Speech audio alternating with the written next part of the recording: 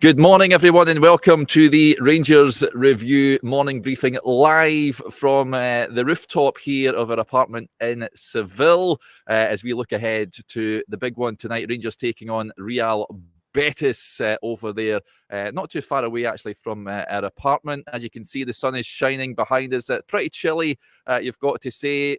You can hear our pool, incidentally, is out of action, but you might hear a few bubbles in the background. That's because the adjacent apartment does have a pool and is running. So, Chris, next time we come here, make sure you book the neighbouring apartment, please. Once we're finished here, we're going to befriend the people in number 2 to see if they can give us a wee shot of it later on. But until the sun hits it later on, I think it might be a bit chilly, even for us Scots that are kicking around Seville, the only ones in shorts, while the locals are wearing hats and scarves. The climate's slightly different than we're used to. But no, hopefully it's a positive day for Rangers. There's obviously plenty at stake, and not quite as warm as it was here last time. So there's certainly no excuses for if the guys that are going to take on a really accomplished Betis side this evening.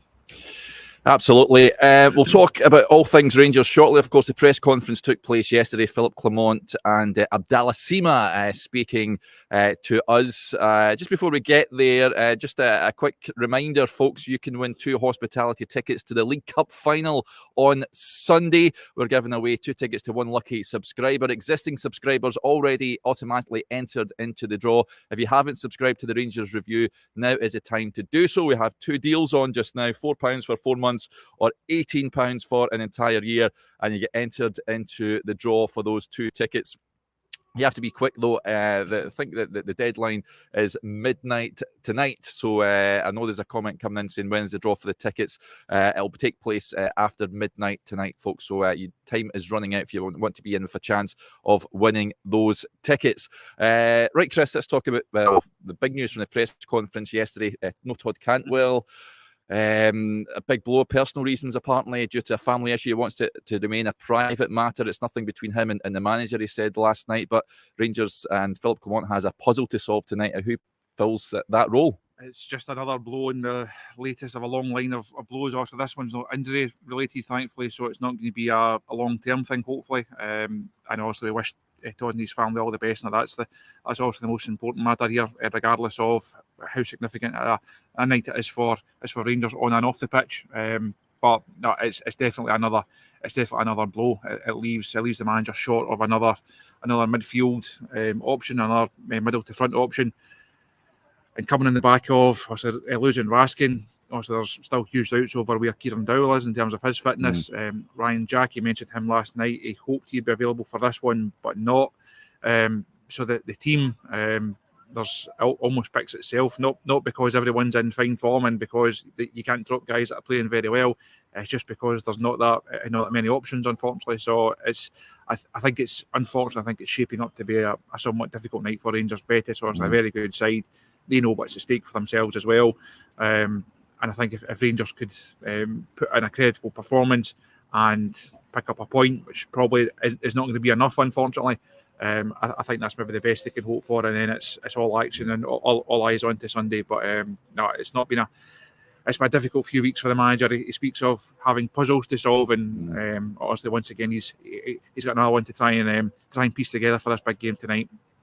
Yeah, his options are limited. Let's get to the few of the comments that come in. First of all, Kev Armstrong, always a comedian. He says, that's not Seville, that's Derek's balcony in Bolton. I wish, Kev, I've got to say. Jack Joyce with the point as well. Well, before we get to that, Keith Cowie says, quite rightly, morning lads, Todd will be a big miss. Family first, hopefully back for Sunday. He was also pressed the manager on Ryan Jack, Chris. He won't feature tonight. Remains doubtful, I think, if he'll be back for Sunday. Rangers will be missing Jose Cifuentes after his appeal was upheld. He misses the Aberdeen game and St Johnstone.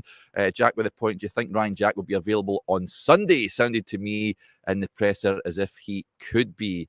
That would be a big boost if he's back for Sunday, but I wouldn't be putting my mortgage on it, put it that way. No, it certainly would be a big boost, as you said, Derek, because as we know, with Cifuentes being out, I thought the manager was really interested on that appeal and the way that he answered the question last night. Clearly not a happy man over it, and the way that he hinted at he's going to be keeping an eye on different different challenges and different VAR outcomes and different disciplinary outcomes over the next few weeks. It'll be interesting to see when he next chooses to raise that particular issue once again. If Ryan Jack was fit, it's obviously a huge boost. He then goes in there, he partners John Lunsome, and it's not a case of trying to fit a square peg in a round hole. Perhaps playing Dujon Sterling in there. Does Cantwell come back in and drop in a line? He then played Lammers as 10, so it would solve a lot of issues. I thought the manager keeping his cards close to his chest on that one, but I asked him about Danilo, and he said, no, there's no timescales. I don't like giving timescales, so I think if he's not giving timescales on Danilo, he's certainly not going to be the type of guy that's going to say, well, Ryan misses out tonight, but he'll definitely be back for Sunday. I think it's still too much up in the air, unfortunately. On Dujon Sterling, of course, he came in at the weekend. Thought he did okay. I had my heart in my mouth when he slid in at the edge of the penalty area, but thankfully it was just outside the box. Had a great effort as well that cannoned off the post. Could you see him maybe filling that role? I was quite surprised to see him in midfield, but is that a possibility for selection, do you think? I think if Ryan Jack doesn't make it, I think Sterling's probably the most obvious choice there. It was actually something the guys spoke about when we were travelling out here on Tuesday. Had a bit of time to kill in various airports, and the talk obviously turns to the game on Thursday night and then the game at the weekend. I think we all just assumed that Cifuentes would be out, so that's not a massive surprise. I thought Sterling came on at the weekend, did himself no harm at all. Thought he played well. As you say, there was that slight anxious, over-eagerness, slight anxious moment. But then you saw the other side of him. Almost put one in the corner right in the last couple of minutes. So he's a guy who we've not seen an awful lot of this season. We still don't really know what he can bring to the party overall. But if he does get the nod on Sunday, it's also a huge chance. I would be surprised if he starts tonight. Mainly because the manager just can't take the risk. If you put Sterling in there just to give him a game in midfield, try and get that partnership with Lunsome, that makes sense.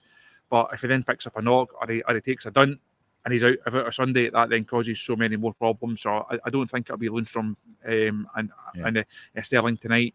I think it'll be Cifuentes. It goes in there. He then plays, and obviously then misses the next couple of games. And Sterling is just maybe try and give him 10 minutes towards the end, but I certainly wouldn't be taking too many risks with him, given what's at stake at the weekend. Yeah, this is an interesting point because me and Chris were out for a bit of breakfast earlier on, folks. I'm not too sure what you call it, but we were just given bread and ham, 2 coffees and 2 OJs. But we discussed this over breakfast earlier. Brian Doherty with the point.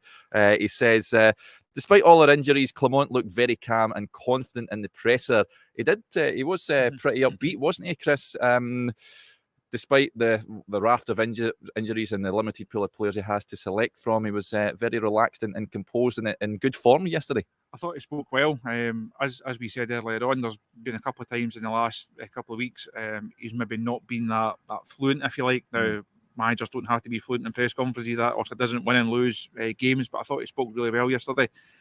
As you say, I thought he was calm. He clearly looking forward to the challenge tonight, and also looking forward to the weekend as well. This is the biggest week of his managerial career so far, and this is the biggest of his Rangers career so far, certainly. But I thought that there's like a bullishness and a confidence about him, despite all the injuries that he's got, despite the selection problems that he's got. Also, like Balogun and Yilmaz not being available, it's not been easy for him so far. But I thought he was interesting when he spoke about the kind of dynamic of the team. And he also tied that into the Dundee game at the weekend. Just the way that the team's looking, the way it's coming together tactically, the thing that he's been able to do in still a relatively short space of time. Even though he did joke, he felt like he's been here a year already. It's only been a couple of months, but that just shows how much he's managed to cram into the first dozen games or so.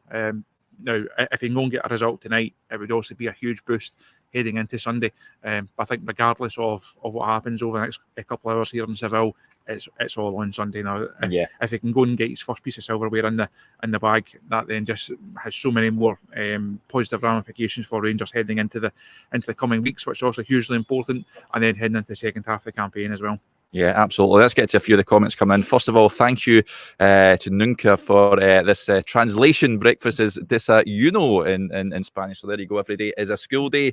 Given the Rangers limited options, Hugo Bear says Derek and Chris on the bench. I don't know if you've packed your boots, Chris, but I think there'll be a few more options available to Philip Clement than us two making the match day squad. I don't think the manager's that desperate just yet. I did say to Josh yesterday that if he takes his boots to Hampden at the weekend, he might get a shout. I'm less mobile than Cyril Dessers, so I don't think he'll be calling on me, unfortunately.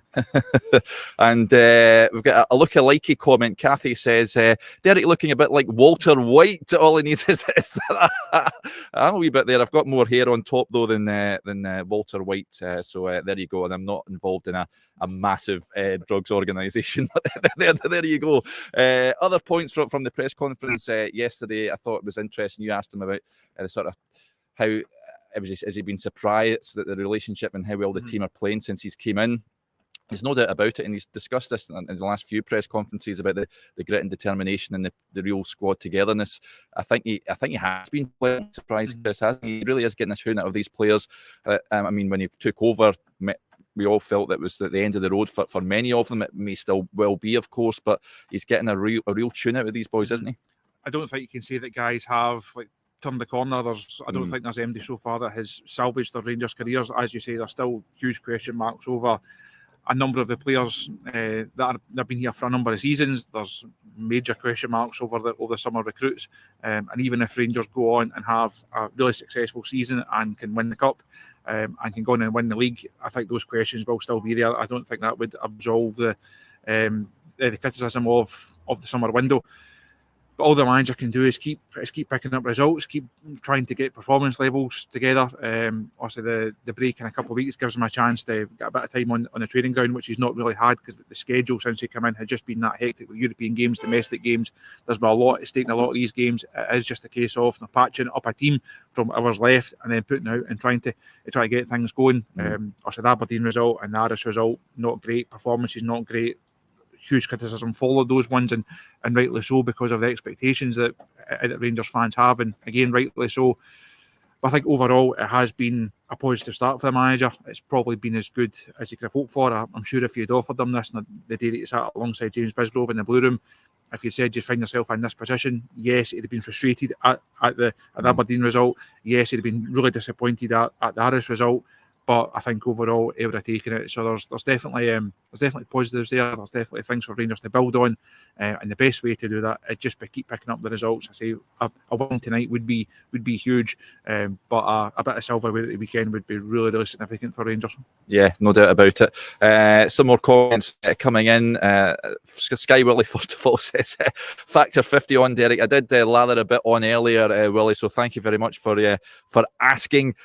Top G with the point. Just on potential transfers, think it's time to get rid of the injury-prone players at the end of the season. I like Jack, but how can you be injured playing 11 minutes for Scotland? I know it's a frustration for many supporters. It's a frustration for me, especially who knows when he's going to be back for Rangers. But I think this is something that Philip Clement will be looking to address. I know it's a frustration of his. He did touch on it at the AGM as well. I think the arrival of Tom Taylor will be really beneficial for Rangers as well, Chris. But going forward, Rangers cannot afford to have so many players long-term out injured. No, the spend over the last couple of seasons, just in terms of wages on guys who have not contributed, is frightening, and it's obviously not sustainable in financial terms, and it's not sustainable in football terms either. You can't build a squad. You can't have your 23, 24, 25, whatever the manager decides to go with as his core.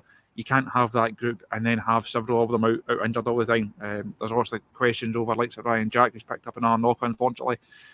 The likes of also Tom Lawrence then comes into that debate. Kamal Roof heads that debate, given the issues that he's had over the last couple of seasons. So I think come the summer, it's going to be a real point that the Rangers fans do want addressed. That no matter who comes in, what the manager decides to do in the transfer market, can't afford to keep taking risks. Now, obviously, these guys are the players that are slightly perhaps more injury prone or that haven't played a lot of football.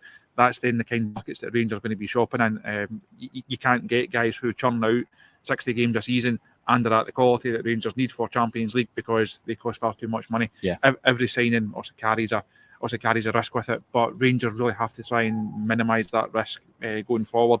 And we're only 6 months on from talk of rebuild and all the rest of it under Michael Beale. Come the summer, you're probably looking at the same number in and the same number out once again, to try and get the squad in a position where it can actually challenge over the course of a season with a solid group of guys that you can rely on. You look at likes of Tavernier, likes of Goldson, these guys just churn out the games. So we can all criticise, we can all comment on their performance levels at times, and I know many people do. But having players that are that robust and that reliable, who just never miss a training session, who are there every single game, it's just invaluable to our squad. And if we can find another couple like that, it then just gives the manager a core that he can rely on throughout the course of a campaign. Yeah, most definitely. I want to talk about Abdallah Sima. Before that, Ross with a point here. He says, what's your guys' starting 11 for tonight's game? We'll get to that shortly, Ross. Abdallah Sima was alongside Philip Clement yesterday. Chris, he was asked about whether he'd like to make his move from Brighton permanent. He says, in football, anything can happen. To be honest, I'm really happy to be in Glasgow right now and wearing this special shirt. For me, it's a team that I really like. I said in my first interview, it was a club I really like. They have everything for me to be happy. I'm happy to be here, and I hope we're going to find some things from here. I'm happy to be here, and I'm and to be helping the team now. Certainly is loving his football at this moment in time, Chris. Of course, he's just had a new baby as well, and he seems to have juggled that better than the first couple of weeks. He's Rangers' most likely to get a goal tonight, 13 goals for the season. If Rangers can work out a deal with Brighton for a permanent move for Abdallah Sima, then we'll be shouting from the rooftops, because he's really turning out to be a real cracking signing, isn't he? It wasn't quite a come and get me plea from Abdallah last night, but he certainly wasn't closing the door on it either. Again, he answered the question well, and it has given people just that wee bit of optimism that is a possibility. I think it'll be a really interesting one to see where his career takes him next. Said a few weeks ago, I know there's a bit of chat on the briefing about it. I fear that Rangers may be priced out of that particular deal. I fear it may be a Malik Tillman type situation where other more attractive offers, both financially and in football terms, are put in front of Abdallah Sima. Certainly, if Rangers could get another couple of European games under their belt and he plays well in them, or he scores, that's going to then also attract him to a higher calibre of club elsewhere as well. I don't think scoring goals domestically is going to get him a huge move, but as we saw with Tillman, played okay in the Champions League last year. Clearly a guy with a lot of potential.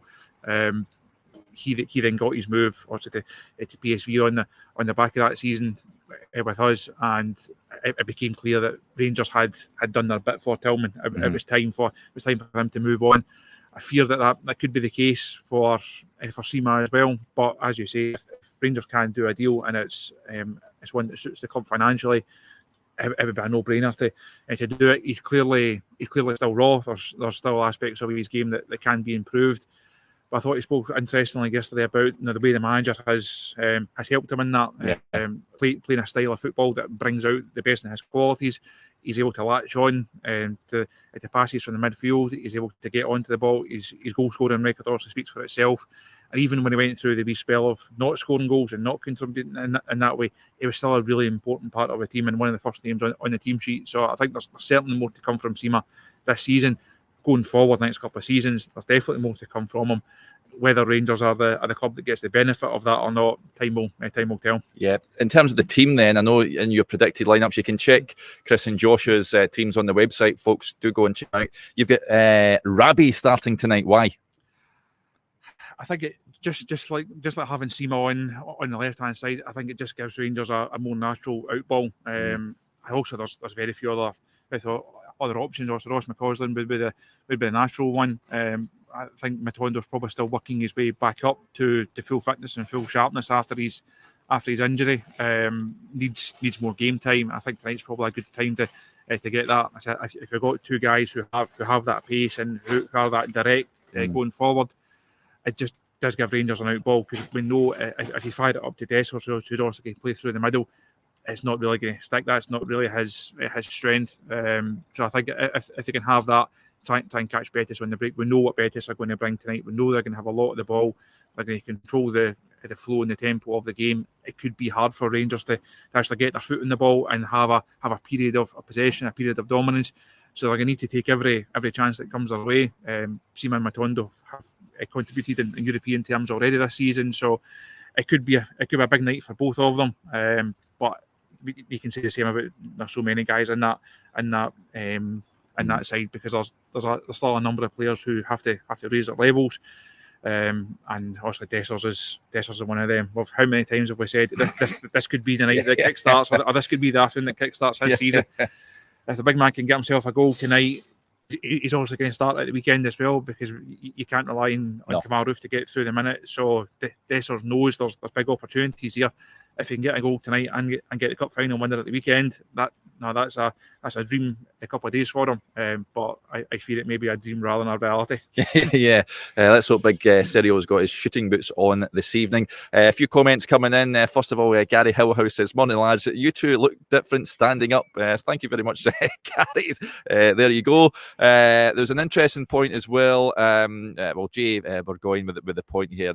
I've totally resigned myself to this fact, buddy. Says, "Let's face it, our fate is sealed tonight with Derek at an away European game. If we lose tonight, we know who to blame." Yet to see Rangers win abroad. Maybe tonight is the night. If it is, then I'll be out having a few Cruz Campos and the like. There's no doubt about it.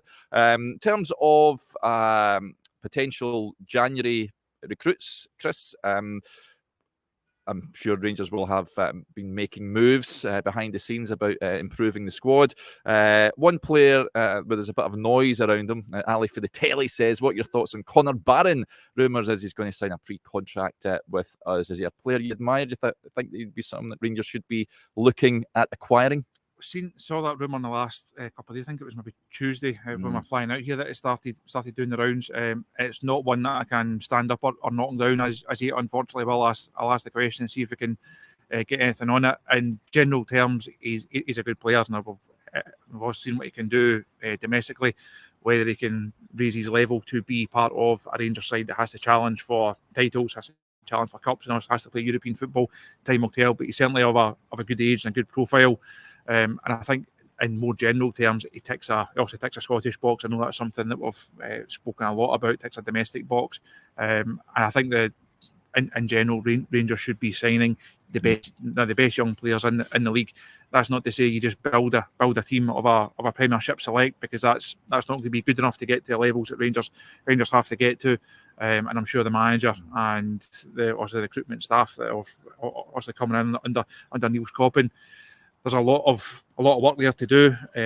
But those first couple of weeks of a January window in no games does give Rangers a chance to strengthen the squad. I would like to hope that Rangers make any moves as quickly as possible.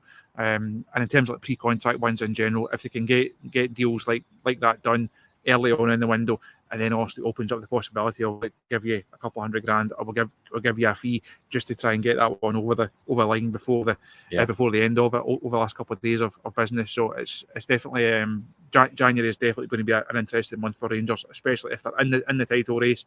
Next couple of weeks go well, depending on how close they are. I think that will really determine how big a push there is from the fans, because they'll want to see the momentum maintained. They want to see new faces coming in to try and maintain that title push with the additions that Rangers certainly need. Yeah, I was on with Johnny last night, folks. If you want to watch the press conference reaction we did from the Betis press room, we touched on strikers. You asked the manager about Danilo yesterday. He's going to be out for a considerable amount of time. We're not going to see him anytime soon. Do Rangers need not one but maybe two strikers in January? And, I mean, Lawrence Shankland is one that's been heavily rumoured. I think that's a no-brainer for Rangers. I think they need to go out and get him, but I do think they need another player in there. If they can somehow get to, I certainly wouldn't be adverse to it, because we're very, very short of options there now. The Danilo news has just been a real blow, because even the last couple of weeks he's perhaps not played at a level expected. Certainly not scored the number of goals he should have had in the games. But Rangers just do look a more accomplished side with him through the middle. Obviously, as we touched on, Dessers will get the nod tonight. He'll then get a nod on Sunday. But going forward, it's unsustainable to have him as your sole guy that you can rely on to get through the minutes. and it's unsustainable to rely on him to score the level of goals that Rangers are going to need over the course of the rest of the campaign, because from what we've seen so far, he's just not got that level of goal in him. So it's definitely an area that Rangers have to strengthen. If Danilo hadn't been injured, I was looking for another striker to come in. Anyway, the fact that he's now going to be out for several months, as the manager put it last night.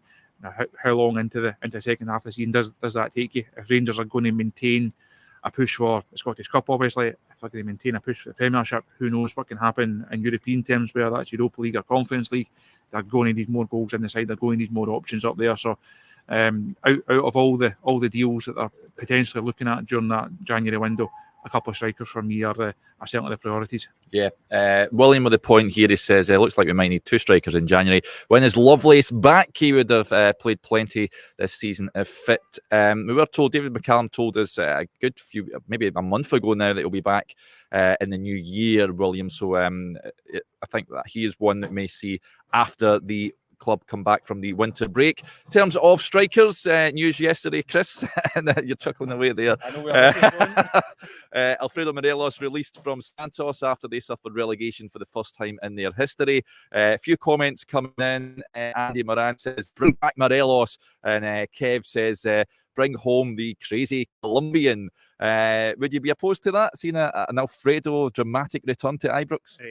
Not for me, no. If we're bringing back the peak Alfredo, if we're bringing back the Morelos that terrorised Europa League defences and that was scoring obviously goals against Porto and scoring goals against Feyenoord, then by all means. But I fear that Morelos is gone and never to be seen again. I think the people who are saying, "Oh, bring him back," and I just bring him home 6 months, all the rest of it. Yeah, it'd be interesting to check some of the comments that they were making during the last few months of his Rangers career. But it shows you how bad the striking situation is. It does. It shows that Rangers are in desperate need of more goals, are in desperate need of another striker.